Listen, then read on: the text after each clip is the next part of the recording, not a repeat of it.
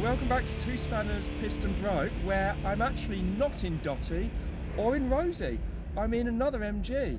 A good friend of mine, Paul, he's come along to the British Festival with us, and he's brought his MGB GT V8. So he's in Dotty with his son, and I'm in his V8, and I'm having a fantastic time. Very different car to Dotty. This engine is just amazing, so torquey, it just pulls you out of the corners. The sound is absolutely fantastic. Definitely between Paul and his V8 and Dotty with the roof down, two fantastic different cars. They're different characters. Maybe an MGB Roadster with a V8 engine is the best of both worlds. An absolute peach to drive on these lovely twisty mountain roads. But anyway, we're about to leave the village. It's going to get very noisy again, so I'll see you later.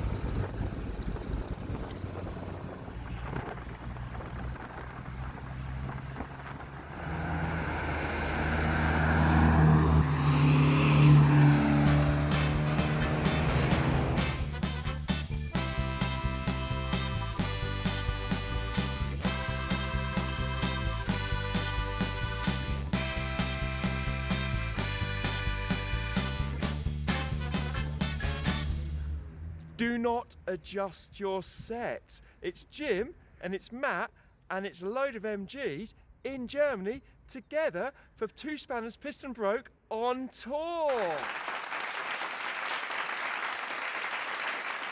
So we're at the British weekend at Rittergut-Remmeringhausen, which is just outside Hanover. Helen and I drove over in Rosie on Thursday, so we took the night ferry over and a little meander through the Netherlands and stopped off here last night, and we met up with Matt this morning and another MG that's on its way, and we're here, glorious sunshine, which makes a change from last year. And there's a real good varied spread of all sorts of British cars. There's a blower Bentley over there, a Land Rover, another bright red MG, and some Jaguars as well. So yeah, we're here to have a little look at the cars, have a walk around, glass of Pimm's in the sunshine, go and listen to the bagpipes, which I can hear already. So that's calling to my Scottish ancestry. If you remember from the video from last year, it was an absolute washout, and I think there were about 5 cars here in the end. Luckily today it's 11 o'clock in the morning and it's filling up really, really nicely. So I think we're in store for a really good day. We can be a bit nerdy and look at other people's cars. So anyway, that sounds like a great idea with the Pimm's. So why don't we go and check it out, and we'll see you soon. See you later.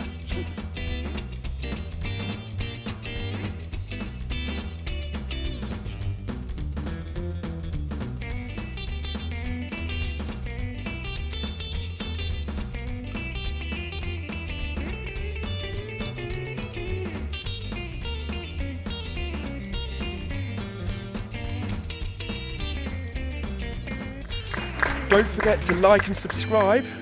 Did you know we have merch? Follow the link at the top of the page.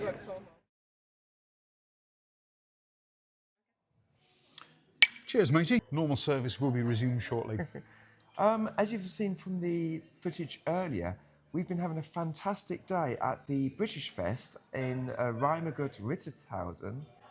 And hard word to say, I know, it's so many R's and T's and S's. But yeah, it was an old house in the German countryside with a British festival. They had loads and loads of British old-timers, classic cars. We had some minis, a Lynx Aventa. I mean, who doesn't like a Lynx Aventa? Not to mention the metallic gold Beardmore taxi. When was the last time you saw one of those on the road? Tell me more. I don't know what one of those is. What is one of those, Jim? It was a precursor to the sort of Austin FX4 taxi in London, but apparently universally hated by by cabbies and passengers alike. And the gent we spoke to said there are only 6 of them known within Germany, and he owns 4 of them. Oh, he was greedy. It was, yeah, 6 left in the world. cornered- He's bought them all. He's bought it. Yeah. He's like the national collection of rubbish He Austin cornered the copied market. taxis. Yeah, that's right. Yeah, but so if you need a Beardmore taxi, he is the guy to go to. That's it. But there were loads of cars. There's another MG Midget. And yeah, it was really good. One of the cars that I really did like, I actually got to sit in it as well, so I felt like a 10-year-old kid, was a Series 3 Land Rover, but it was a one of one. And this belonged to the Queen. So weirdly, I sat in the same seat as Great Britain's late Queen, Queen Elizabeth II. Yeah, very possibly. This was a Balmoral estate car that was designed for beekeeping. And it would drive around the estate releasing bees and harvesting bees and collecting honey. And yeah, quite random, but yeah, for me, that was the standout car because it was rarity and it's a Land Rover. Who doesn't like a Land Rover? Yeah, absolutely. Yeah, some beautiful cars there. There was a 3.5 litre short chassis 1920s Bentley. Yeah, a few MGs, some Land Rovers, quite a few Jaguars. It was organised by the local German Morgan Owners Clubs. There's quite a few Morgans. We had a look at some Morgan plus 4s, I think they were. And yeah, very nice collection of diverse cars. But so Rosie, our 1970 MG, was the only British registered car there. Yeah, an actual British car at a British festival. Anyway, you're probably sitting there thinking, why are you talking to us Why am I in a watching this? hotel, having a beer? Why have you invited us here? Yep. So, obviously, for the last year, we're so grateful to all of you who have subscribed and watched our content, where we've tried to keep Dotty on the road. Newsflash, you'll see at the end of this clip, workshop sessions continue to this very day. We had our first European workshop session together, very much unplanned. But yeah, we decided that we'd try and have a little bit of time where you can get to know Jim and myself more than just with Dotty or with Rosie, and get to know us a little bit more in our car life. But anyway, that's enough waffle for me. Yep. Should we get on with it? I think we should, yeah. Let's have a pick from the... here we go then. Okay. Your first question. Take one. Pick a question. Oh. This is completely unscripted, largely unrehearsed. Describe your perfect picnic scenario, but make it car themed. What food, which location, and what car do you arrive in? Which food? Curry. I think a curry picnic would be good. Some samosas and some dips and some naan breads. Which location would I be in? It would have to be sort of Provence. I've had a few road trips down there and some holidays. So definitely sort of maybe Cap Ferrat in the south of France. And which car do you arrive in? Well, it wouldn't be any of mine because they would never make it that far.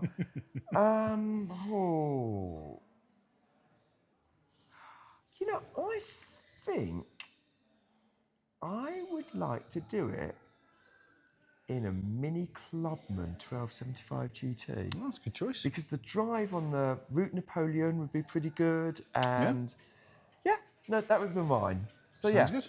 question 1 answered. Ah, right.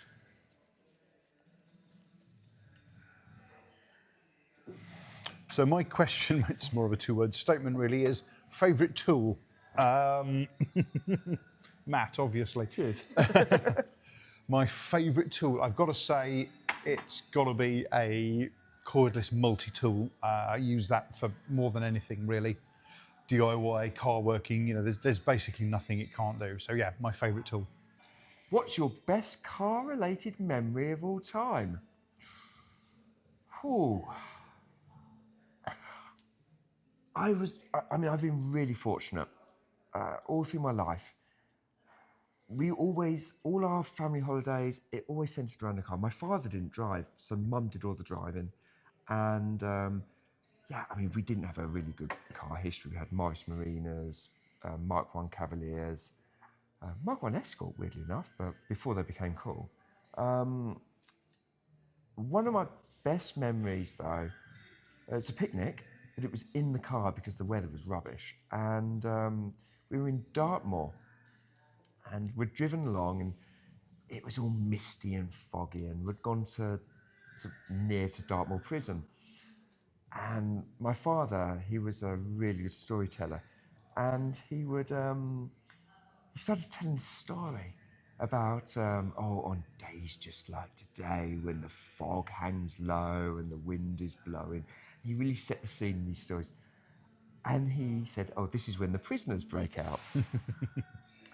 Of course, we all just started saying, oh. And we hadn't realised he'd undone the window and leant his hand out of the window and brought it around onto the roof. And just as he delivered the line, and then the prisoners would jump onto any car they found, he banged on the roof. And it was anarchy. So I screamed. I think I was about 9. I screamed. My brother screamed. My mum screamed and started sort of like thwacking my father with the wedding ring. And in this moment of absolute horror and panic, but I'm 47 in a few days' time, and yeah, that's just stayed with me. And it is just that sort of that ability that wherever you are in a car, you're together. Yeah. And so yeah, that's for me. Being terrified by my father in Dartmoor.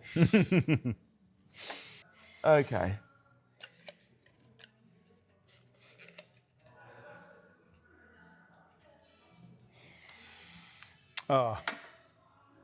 Small piece of paper, great question.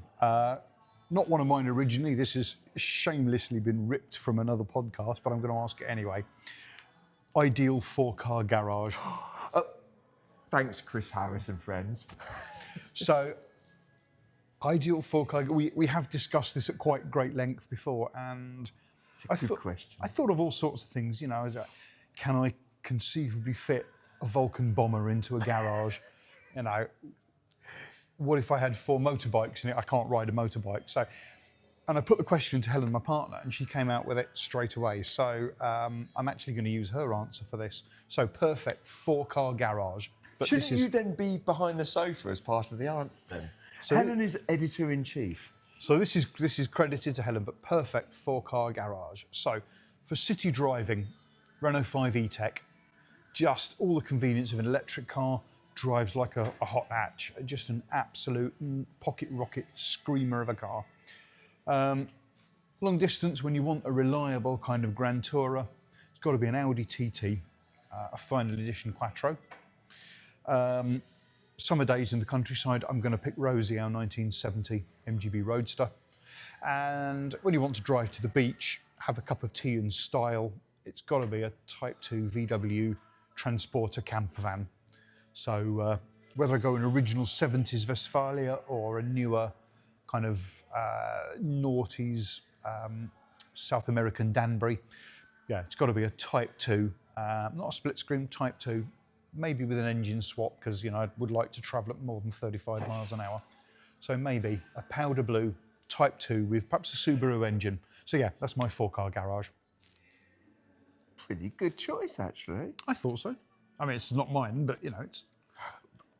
Helen is a wise woman. She is, yeah, in very many, many ways, yeah. Incredibly strong and powerful as well. We are scared of her. Yeah. What's the most embarrassing thing that's happened to you in a car as a passenger? So glad I didn't get that question. As a passenger? I mean, I've cocked up a lot in cars as the driver. It has. As a passenger, a few years ago, we were driving, my wife was driving the car, so obviously, because I was a passenger, and I thought we've all probably done it before, I thought I saw someone that I knew really well. So I wound down the window, we pulled up to some traffic lights, and I sort of wound down the window and kind of shouted, but they turned around and yeah, they weren't who I thought they were. At which point I was looking at my wife going, I'm sorry, I didn't know who that was. Go. I know it's not green, but just drive on. Right.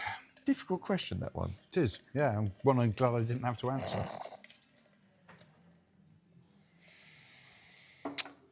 Childhood pin-up car. Ooh, Right. I wanted that one. Well, all right, you can answer that one as well. No, we'll do it together. We'll do it together. Okay. So, childhood pin-up car, the one car that was pinned up on my bedroom wall, Aston Martin V8 Vantage Volante. And I did actually a few weeks ago get to sit in one.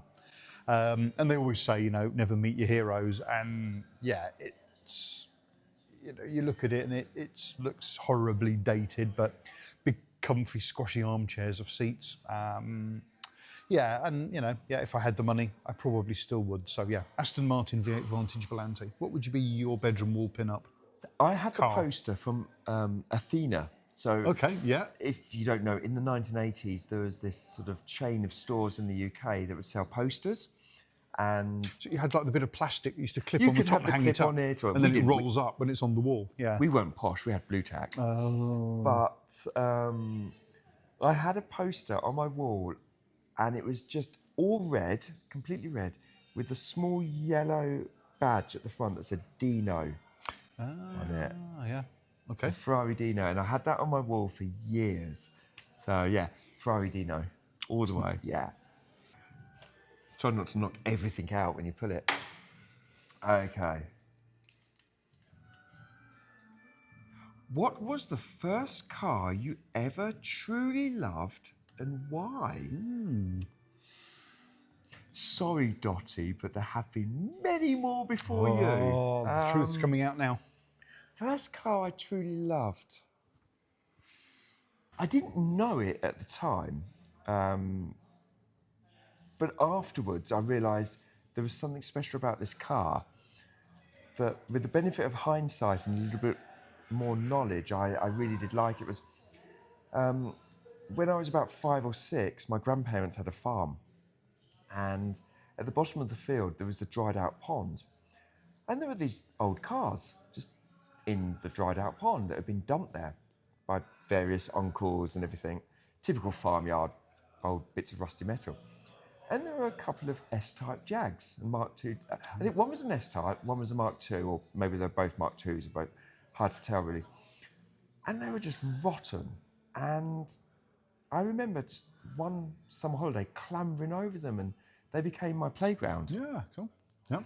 And we were just in them, on them, jumping on them, sort of, yeah. And maybe, I don't know, 3-4 years later, when I started to sort of understand cars, read some car books and all these things, I was like, oh my God, these are really cool cars. Yep. And I think that's what fired my initial love with Jaguar. I mean, we love MGs, but as you know, I've got a Lofty. And it really sort of began this passion with all things Jag. What's your earliest memory involving a car? Yeah, so first car memory I remember. Yeah, I think probably the first car in memory was sitting cross-legged on the garage floor under the back of my dad's, it was then new, a Mazda 323. And he and my brother were fitting a tow bar to it. And I was probably getting in the way and eating the nuts and bolts, and generally I was probably about 3 or 4. So that's probably my earliest car-related memory.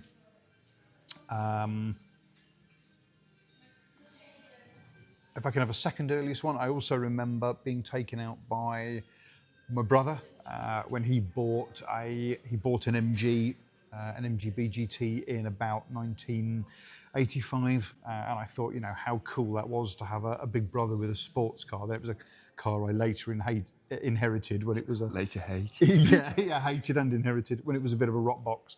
But I think that kind of sparked my kind of lifelong love of old unreliable cars. So yeah, that's kind of, if I'm allowed 2 memories, it would be those two. Oh, mate, do you want to hug it out? I do, yeah. Oh, thank you. Yeah, cheers. Yeah. Right, your turn. Okay. Have you ever been following a car and was so shocked by the manner that they were driving that you wanted to stop and tell them? Today doesn't count. Yeah. I've been following you for a long time around the Harz. No, you drove brilliantly. I have, and I have actually stopped them. So actually I can go beyond this question. I have actually flagged them down and stopped them, and the reaction was just, shocking. So I was following a car and they had a flat tyre. And I'm flashing on the lights and sort of pointing, and you could sort of see them looking in the mirrors like, oh my God, we're being attacked. Who's this nutter? And so the dual carriageway, sort of 2 lanes at the traffic lights, I pulled alongside them like, your tyre's flat.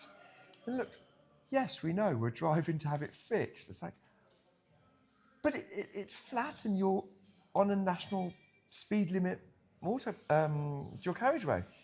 They're like, we know.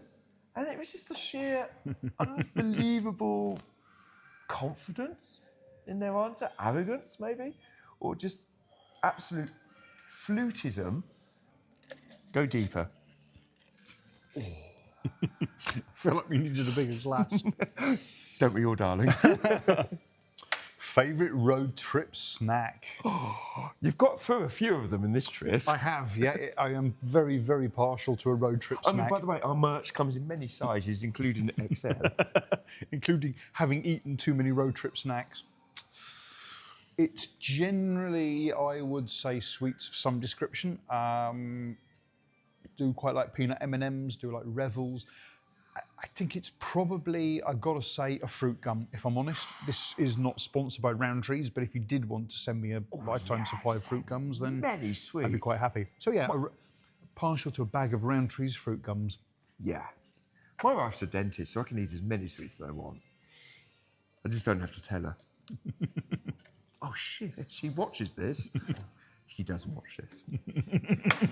Oh, so this is an interesting question. I get to ask Jim a question. Oh. So, Jim, Matt. darling, Sweetheart.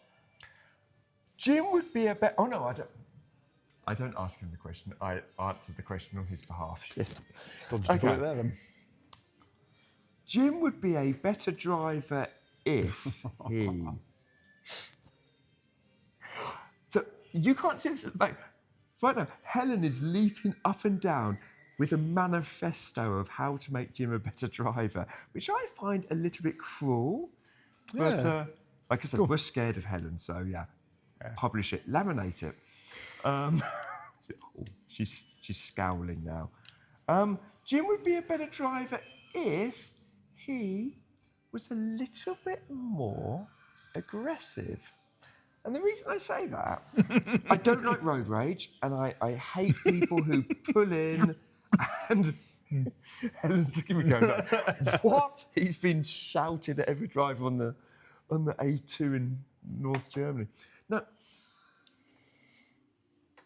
hate road rage, hate anger, hate stress of all things.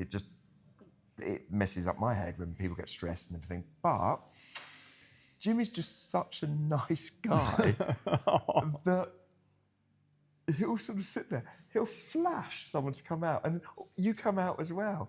And it's like, I love this, it's really nice, but there were about 10 people behind you going, move on.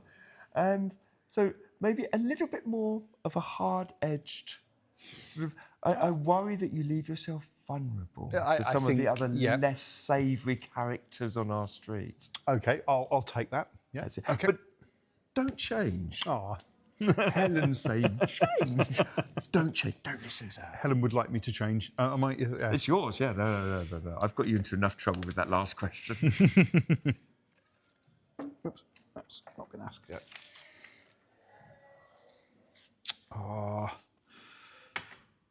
If you could take one fantasy road trip anywhere in the world, where would it be? And who's with you? That's good. I mean, presumably I can have more than one person in the car, so I'm going to play it safe and Not say... in an MGB, you can't. You just have to be good friends. I'm going to reserve judgment perhaps on the passenger, but yeah, I would... I'm not going to reserve judgment on the passenger. I'd have thought... no, okay, well, let's start that bit again. We'll cut that bit out.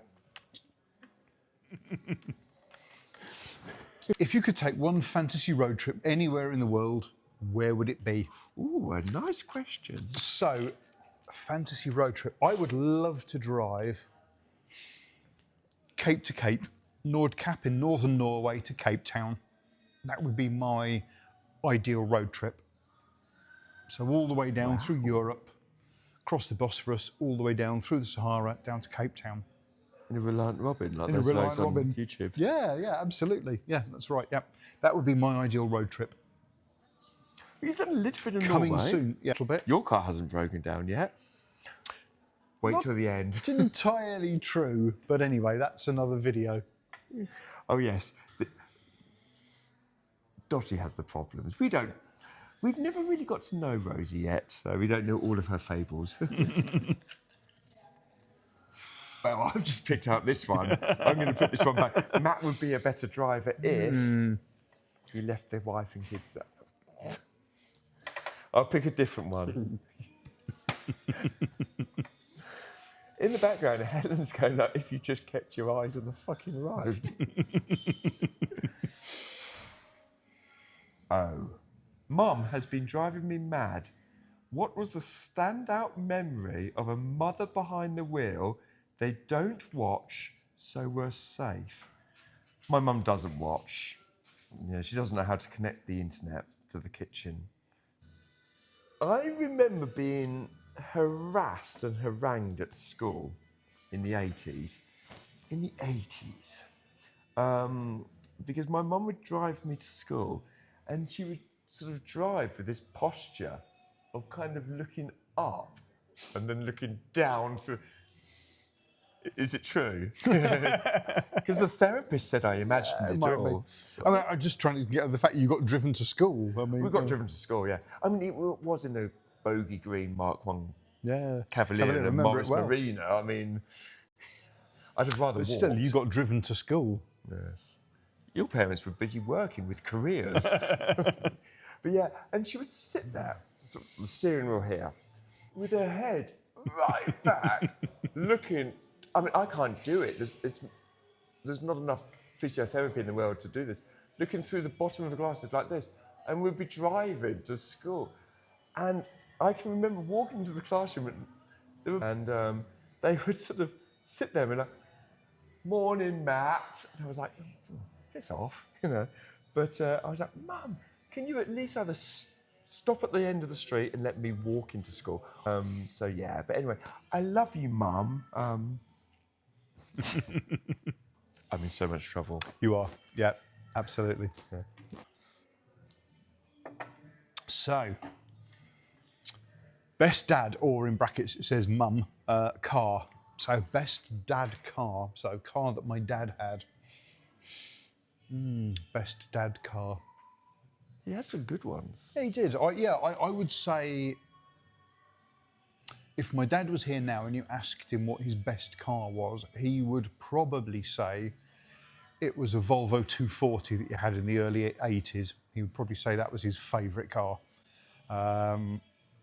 He had quite a lot of cars. I mean, he had a split-screen VW camper way before where they were cool, when it was just cheap family transport. Had the world's heaviest automobile. He did, yeah, the world's sort of heaviest home-converted doormobile. Made all the furniture in the back, and he converted that from a panel van. He cut the windows by hand out of it, using a pair of tin snips. Weighed about 2,500 weight. He reckoned it weighed 4 tons empty. He made all the furniture out of timber board and Dexian, which is like handy angle. Sprayed it using a vacuum cleaner. Like Dotty.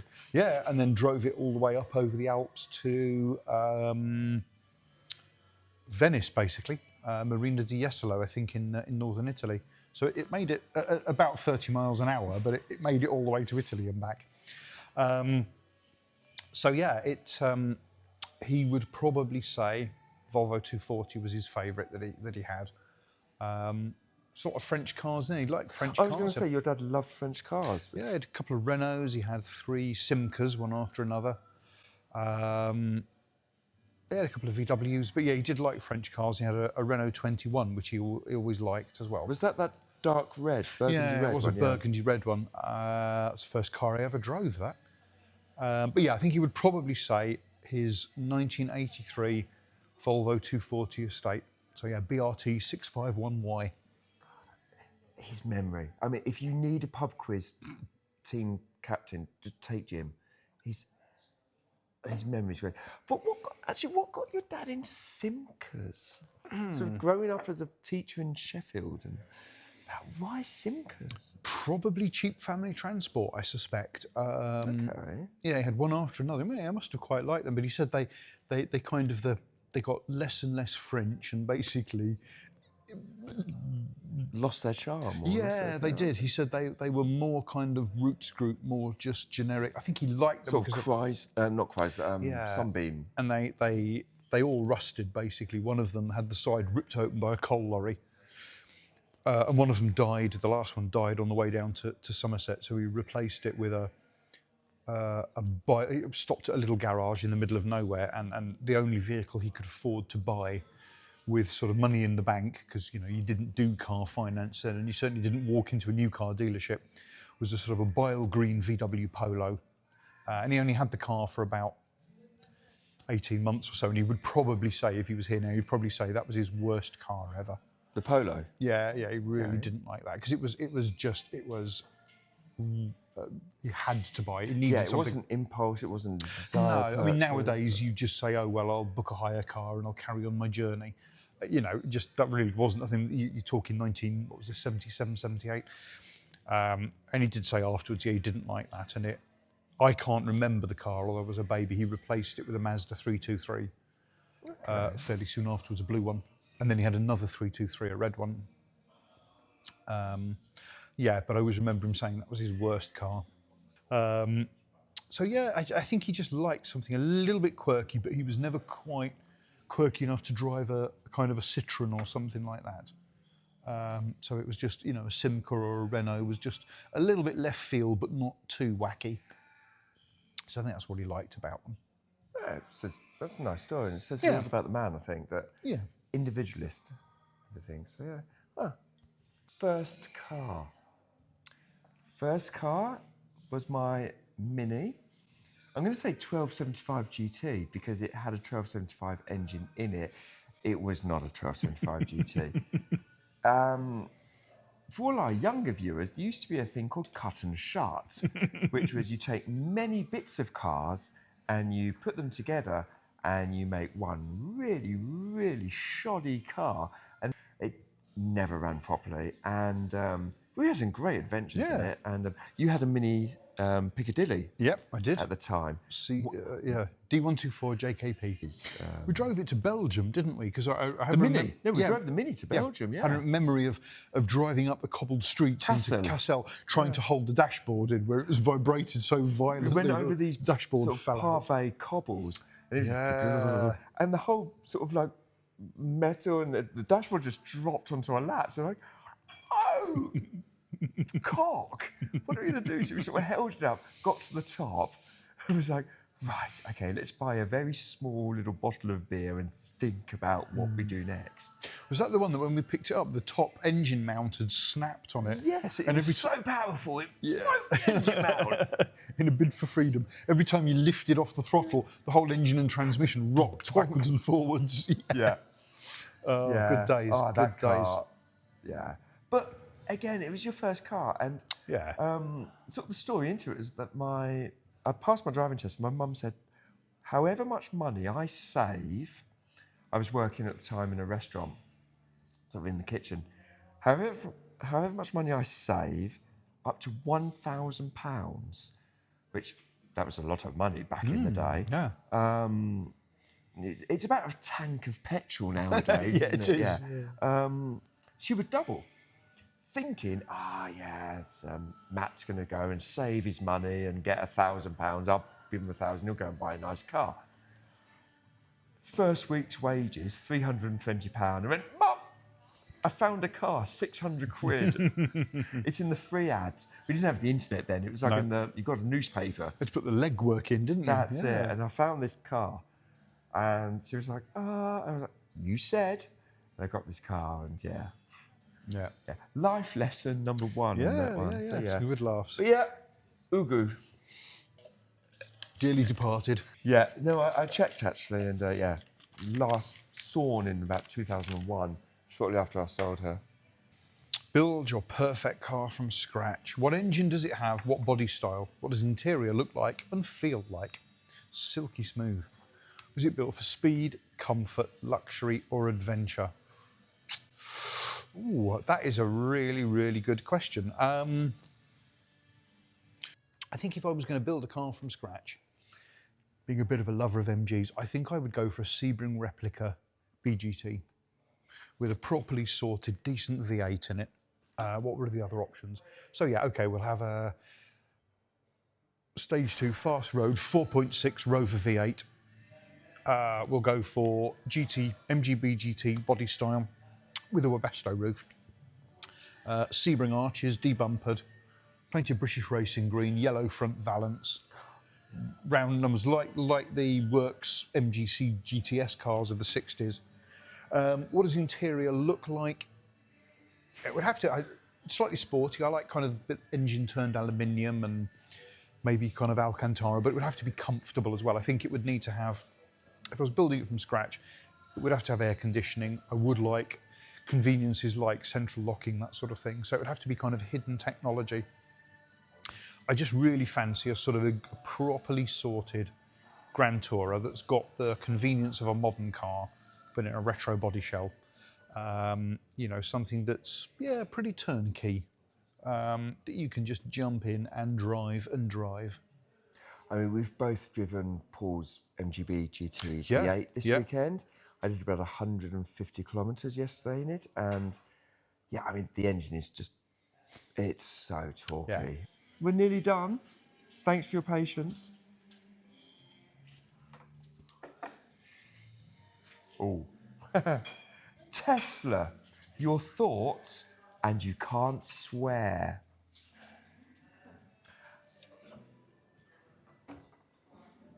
Can you split the man from the mark? I mean, I think you got to for this, haven't you? I mean, is this about Tesla? Is this about thoughts on Elon Musk? I suppose it's that attempt to bring EV motoring to the masses. I mean, Tesla really did bring electric cars to the kind of the forefront of popularity. It'll be interesting to know how history reflects on him in 25 years. Here we go. The question you've all been waiting for. Matt would be a better driver if he... I think we could turn that question into a podcast all of its own, to be fair. How long have you got? Yeah, 2-3 hours at least. We can close the bar in a minute. We can thoroughly critique and do a deep drive on your... But just being able to leave a car park at a classic car show without your car falling to pieces is a good start. That would be nice, yeah. Matt would be a better driver if he didn't leave the exhaust on the ground after he went to a car. It's a very, very difficult question to answer because I think... I was nice to you. Yeah, I know you were. I'm sorry. I'm trying to be nice to you as well. Oh, God.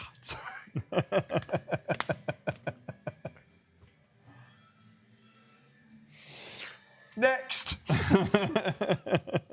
That would be a better driver if he stopped spilling jelly beans all over the car. I was thinking that, yeah. Matt would be a better driver if he stopped spilling jelly beans in the car. What's your worst car-related experience? How much time have you got?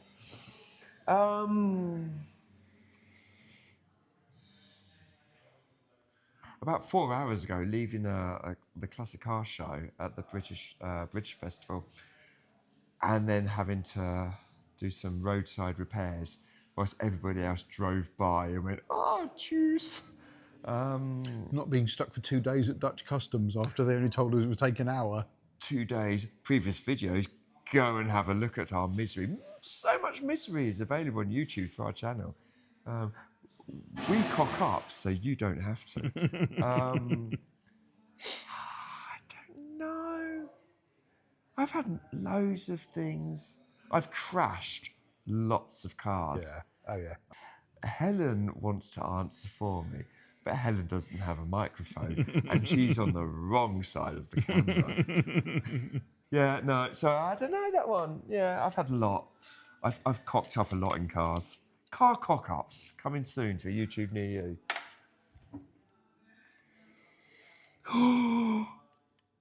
Oh no, you go. Yeah. Oh yeah, that's Biggest your. car pet peeve. I've pissed him off so many times with the car things. My biggest car pet peeve. It's got to be riding in other people's cars that are filthy dirty. Yeah. Or anybody that attempts to make my car filthy dirty. Fingerprints on windows. Or touch panels. Yeah, dirty feet marks on seats. But, you know, when somebody says, I'll give you a lift, and you get in the car and it's an absolute, can we say shit? An absolute shit tip. We can, you just did. That's my pet peeve is people who don't treat their car like a sterile and aseptic environment. No, I get that. I get that a car is an extension of yourself, and we all live differently. But yeah, people that just have filthy, dirty cars. I'm sorry, it's unforgivable in my book. Yeah. He actually takes his rental car on holiday to the jet wash like 3 or 4 times in a week, and it's like, it's a rental car. Oh my God! In Norway as well, so it was about 30 quid to jet wash. I was like, but I admire the commitment. I'd like to say he's talking a load of rubbish and making it up, but he's not. So yeah, it is true. Yeah, I do clean rental cars when I have my clean rental cars before I take them back. I always keep my car clean and tidy, and it's just having that pride in that car. You're in your safe space now. I'm glad. Yeah, thank you for being a supportive community to encourage me. So yeah, my name is Jim, and I have a problem with cleaning my car. What kind of a driver are you in 3 words? Discuss. Post your comments, post your answers in the comment box below. Matt's a... My children would answer in one way, my wife in another. Regretfully, mechanically unsympathetic. Oh, last right. question. I'm having that question, am I? All right, okay.